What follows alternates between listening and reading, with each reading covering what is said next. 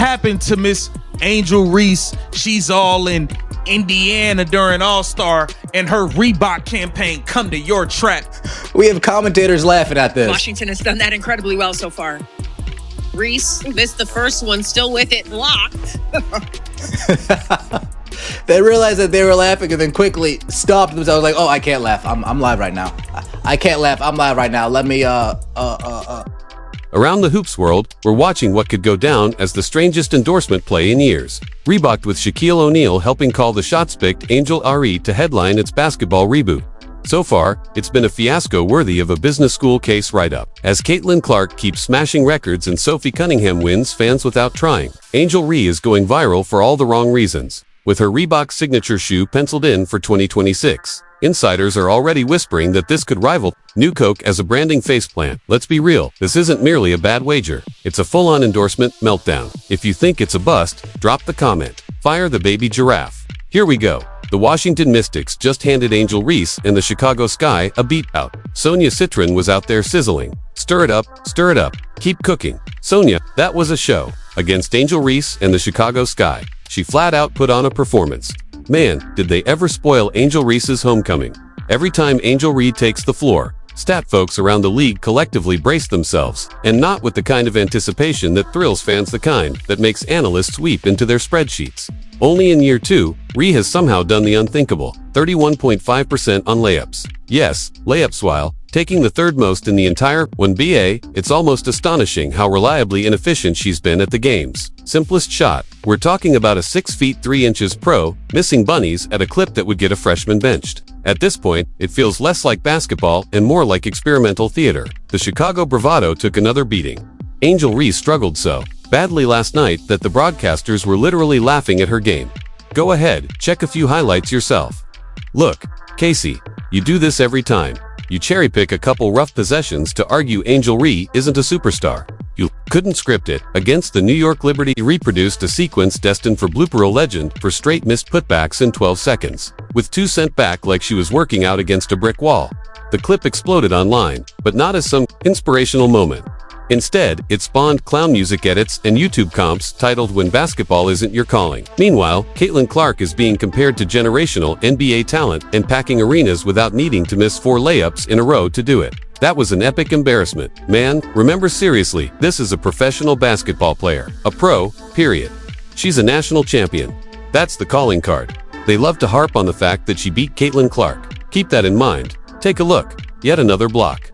You've got to be kidding me, folks. Sure, someone will point out her field goal percentage is 44.4%. That sounds decent until you realize most of those tries are 3 feet and in the paint. Where efficiency rules, Irie is putting up numbers that make scouts clean their glasses. Most pros finish layups at 70 to 80%. It's supposed to be automatic. But Ree has turned layups into a Vegas slot, yank the lever and hope. What should be high percentage looks have become a nightly gamble. And nobody fans coaches or Reebok execs wagering big anymore. Let's roll. Limited court awareness paired with limited liftia. Not ideal. Meow meow meow meow. Meow meow. Yeah, again, do it for me meow. Bang. Alright, and then you've got the commentators. These brave souls are trained to sell every play like it's historic. They can make a free throw sound like a buzzer beater, but even they can't keep straight faces anymore. In a recent game, after yet another point-blank miss, one announcer audibly chuckled. Not the supportive "she'll get the next one" kind of laugh. No, this was a full-on "what did I just witness" moment. When the play-by-play crew is laughing instead of narrating, your brand's in trouble. That's not just a red flag, it's a 50-foot wacky tube man outside HQ, yelling, "We messed up." Thanks to her dominant June, she earned an all-star spot. But we're not talking about a handful of outliers. These aren't mere bloopers. These aren't rare. This is the pattern. The same script ran last week when the Chicago bravado got smacked by the Minnesota Lynx. I don't need to convince you that Angel Reese isn't impacting wins. Just look at the record. Look at her WNBA resume. Naturally, social media is feasting. Fans are cutting full montages of her most baffling misses, complete with zoom-ins and circus music. It's become its own genre, and for a brand like Reebok trying to reignite hoops, it's the exact kind of exposure they don't need. Instead of game winners and breakout highlights, their headliner is trending for the wrong reasons. That doesn't move sneakers, it moves marketing execs into new careers. Washington's been executing that inside action beautifully so far. Reese missed the first one, still had it secured. We hit the All-Star break. Then we're back. 9 turnovers.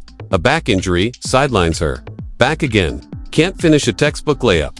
Maybe that return got rushed. Tyler Marsh. Did you bring her back too soon? Tyler Marsh. I'm looking at now, if Ree were torching teams on a winner, maybe people would overlook the chaos. But her Chicago Sky are a mess. They're parked at a rough 7-21. The product is so flat it makes practice squads look lively. They've dropped 8 straight, and when Ree missed 5 games with that back issue, the team didn't win without her. So we've got a paradox. Bad with her, somehow worse without her. It's like a leaky lifeboat. You know it's sinking, but at least you're not going under instantly. I'm no mathematician, but it looks like Angel Ree wins about 1 in every 3 if memory serves. She's beaten a team with a winning record once this season. So tell me how, exactly, is Angel Ree driving wins? Coach Tyler Marsh has tried to massage the narrative, but even his rosest quotes can't plug this. Oh, if your offense centers on a player whose most viral moments are missed point-blank looks, your issues run deeper than bench depth. And remember, Reebok didn't just sign Angel Ree, they built the whole relaunch around her. Shaq himself co-signed it. The blueprint, drop her signature in 2026 and ride Gen Z hype. The flaw? That plan needs real on-court success. This isn't Instagram, it's the WNBA. And in the real sports world, bricked layups and broadcast giggles don't sell shoes. New plan. Team, Angel, keep doing your thing. Everyone else, crash the glass for her misses. She keeps clanging them. At this pace, she'll be slinging buttermilk pancakes at Denny's. Butter did, someone say butter. Butter pecan butter. At some point, you almost have to applaud the spectacle. There's a meound on her back. You can't be serious. Simon says, give me one more prayer, up. How about it let it burn? She actually hit the underside of the rim on a layup. Somebody get her a GPS. Everybody, on your feet. Time to meet and greet the most underpaid athlete. Bang. To make it worse, Reebok CEO Todd Kinski likened Reese to icons like Allen Iverson and Shaq, saying she could shift culture. It'd be funny if it weren't so bleak. Iverson and Shaq didn't just shift culture, they transformed the game. They earned their sway by dominating. Re, meanwhile, is posting lines that belong in a blooper reel, not a Hall of Fame wing. If she's changing culture, it's by redefining what not to do in pro sports. And now whispers are becoming murmurs, and murmurs are turning into outright regret. Did Reebok even evaluate the player before stamping the logo on, or were they so thirsty for relevance they grabbed the loudest name without checking if the game matched?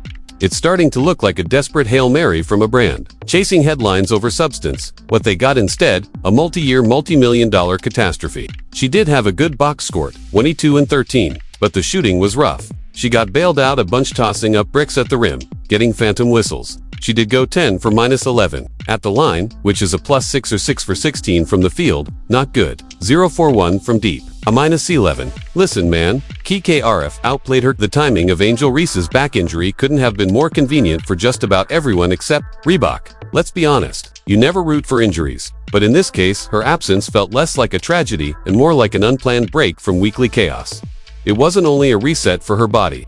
It was a much-needed breather for fans, broadcasters, and me, too. Just as social media was hitting its limit with endless reels of missed layups, she vanished. Poof, like a magician, finally pulling off a decent trick. It gave Reebok a beat to ask, wait, how do we market sneakers tied to a player whose signature move is botching open layups? And don't forget, that injury kept her out of a highly anticipated date with the Indiana Fever, a matchup fans were either dreading or dying to see. Not because it promised a classic duel. No, that would require both players to be operating on the same basketball planet.